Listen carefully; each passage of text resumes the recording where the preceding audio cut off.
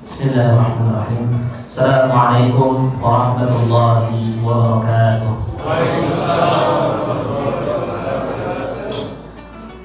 Alhamdulillahilladzi 'allama al-Qur'an khalaqal insana 'allamahul bayan wa faddala habibahu 'ala rusulihi bil Qur'an wa karrama ummatahu 'ala sa'iril umami bi tilawatil Qur'an.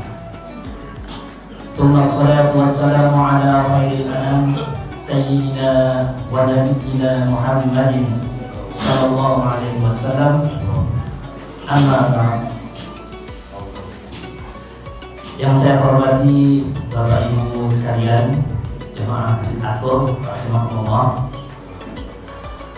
Pada kesempatan yang singkat ini, marilah kita senantiasa berupaya untuk memperbaiki diri dan meningkatkan kualitas iman serta ketakwaan kita kepada Allah Subhanahu wa Ta'ala.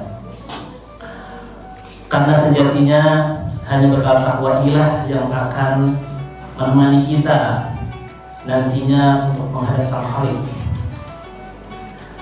Tanpa terasa kita telah memasuki malam 13 ya, bagian 13 ataupun 14. Saat ini kita sudah berada di pertengahan bulan yang penuh keberkahan. Namun Bapak Ibu sekalian, biasanya di fase pertengahan seperti ini kita terkadang merasa jenuh, merasa bosan ya. Kita bisa melihat dari mulai sholat yang makin maju bukan bertambahnya jemaah, akan tetapi barisannya makin berkurang. Dan juga fokus kita mulai terbelah antara fokus mengejar ampunan dan juga fokus mengejar diskon lebaran. Di tengah hal seperti ini, saya ingin mengajak Bapak Ibu semua bahwasanya Ramadan adalah bulan di mana kita berlomba-lomba untuk mengetuk pintu surga dengan amalan-amalan kita. Baik selepas sholat fardu maupun di sepertiga malam, doa kita tak henti-hentinya memohon agar kelak dapat mencium aroma surga dan masuk di dalamnya. Namun pernahkah terpikir dalam benak kita bahwasanya selama ini kita selalu merindukan surga? Apakah surga juga sama rindu kepada kita? Hal semacam ini sudah pernah dibahas oleh para ulama. Di antaranya dapat kita temukan dalam sebuah kitab, yaitu kitab Raddun Nasihin fil Wa'di wal Irsyad, karya Syekh Utsman bin Hasan bin Ahmad Asy-Syakir Al-Khubawi. Beliau meriwayatkan sebuah hadis yang berbunyi, Al-jannatu mushtaqatun ila arba'ati nafarin. Surga merindukan 4 golongan manusia. Yang pertama, tahlil Quran, orang yang senantiasa membaca Al-Quran.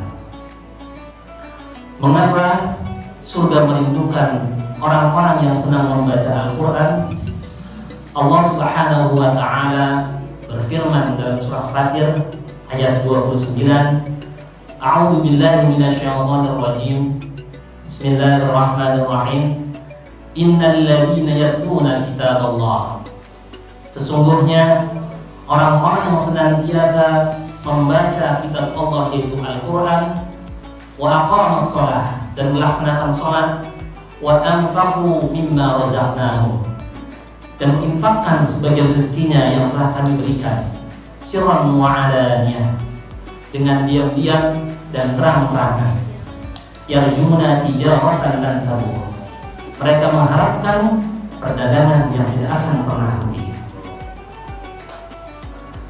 Bapak Ibu yang dirahmati Allah, ada rahasia indah di balik kata tali dalam tali Al-Quran. Secara bahasa, tali maknanya bukan sekedar menggerakkan bibir untuk membaca, akan tetapi tali berasal dari akar kata tala yaitu tilawatan, yang artinya mengikuti.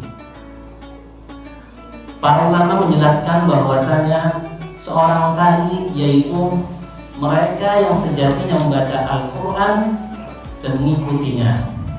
Al-Quran bukan hanya sekedar dibaca, akan tetapi diikuti dan diamalkan dalam perbuatannya. Bapak Ibu sekalian, bahwasanya Allah Subhanahu wa taala menyebutkan orang-orang yang yatluna kitab Allah, orang-orang yang senantiasa membaca dan mengikuti kitab Allah, mereka sejatinya sedang berbisnis dengan Allah. Dan bisnisnya ini bersifat lantabur. Apa itu lantabur? Tidak akan pernah rugi dan tidak akan pernah bangkrut. Maka dari itu, Bapak Ibu sekalian, marilah kita di bulan Ramadan ini, apabila kita ingin dikenali oleh surganya Allah, mari sama-sama kita kenali huruf-huruf Al-Quran. Diusahakan minimal kita itu setiap harinya ada interaksi dengan Al-Quran. Walaupun hanya satu ayat, bagi kita itu sudah sangat baik, karena sejatinya manusia itu membutuhkan Al-Quran, bukan Al-Quran yang membutuhkan kita. Bapak Ibu sekalian yang dirahmati Allah, golongan yang kedua yang merindukan surga yaitu wahafidil lisan, orang-orang yang mampu menjaga lisannya. Para ulama menjelaskan bahwasanya lisan adalah etase dari jiwa. Apa yang kita ucapkan, apa yang kita bicarakan, itulah mencerminkan apa diri kita sebenarnya. Menjaga lisan bukan hanya memelihara hubungan antar sesama, akan tetapi mewujudkan nilai-nilai akhlak yang mulia dan menjadi pintu kemenangan bagi kita di yaumil qiyamah.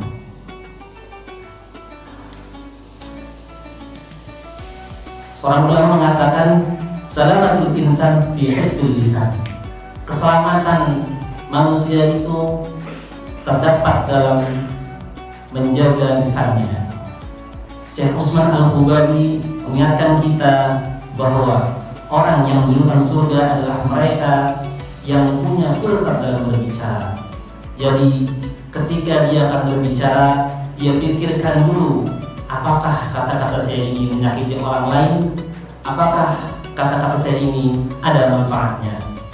Rasulullah SAW bersabda, "Man kana yu'minu billahi wal yawmil akhir."